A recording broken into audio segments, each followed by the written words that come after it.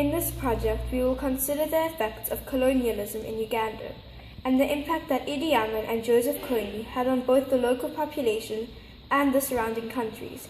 We will demonstrate why the British chose to colonize Uganda, as well as discuss some of the laws and leaders Uganda faced because of colonization.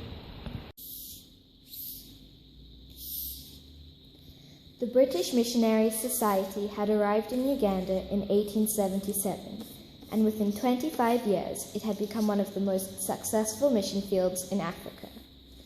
Uganda was colonized by Britain between 1885 to 1890 for their resources, which included vanilla, flowers, fruits, fish, and cotton. In 1894, the British Protectorate of Uganda was established, and it ended in 1962. In 1946, a man by the name of Idi Amin joined the British Colonial Regiment. In 1971, this man became the ruler of Uganda, declaring himself as the president in 1976. He was a ruthless ruler, responsible for the massacre of over 300,000 citizens. He expelled all Indians, Pakistanis, and Asians from Uganda in 1972. Due to him spending all the country's money on military equipment instead of education and fulfilling the country's basic needs, there was an economic decline. He also took over parts of Kenya in 1976. His reign ended in 1979 when Tanzanians and Ugandan exiles took control of the capital city and forced him to leave. He lived in Saudi Arabia for the rest of his life. Between 1989 and 2005, the Ugandan population suffered heavily from the actions of Joseph Kony. He was the leader of the Lord Resistance Army, which was also known as the LRA. The LRA was a cult-like organization initially formed as an opposition to the ruling government and later on fighting to establish a theocratic country based on the Ten Commandments. He was also known for abducting children and forcing them at any age into becoming child soldiers and sex slaves.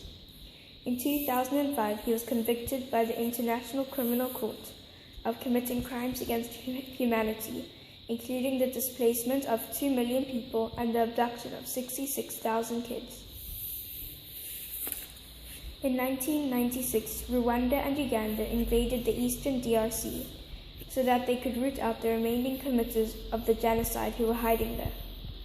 An alliance was also made between the Ugandan and Rwandan armies and with the Congolese opposition leader, Laurent Desire Kabila.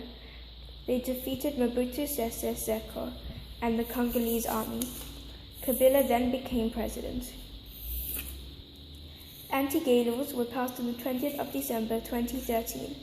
The laws commenced on the 24th of September 2014 and were signed by the President Yoweri Museveni.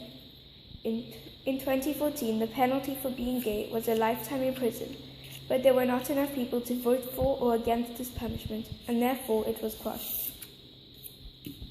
If you are now caught promoting homosexuality, you are penalized by serving 7 years in prison. As you can see, Uganda has been marred by conflict and violence since it was colonized by the British. The country suffered under the rule of Idi Amin and his punitive measures, and many children were scarred by the actions of Joseph Kony. Homosexuals in Uganda still suffer from the anti-gay laws and discrimination. The DRC conflict continues to be a major problem in East Africa today.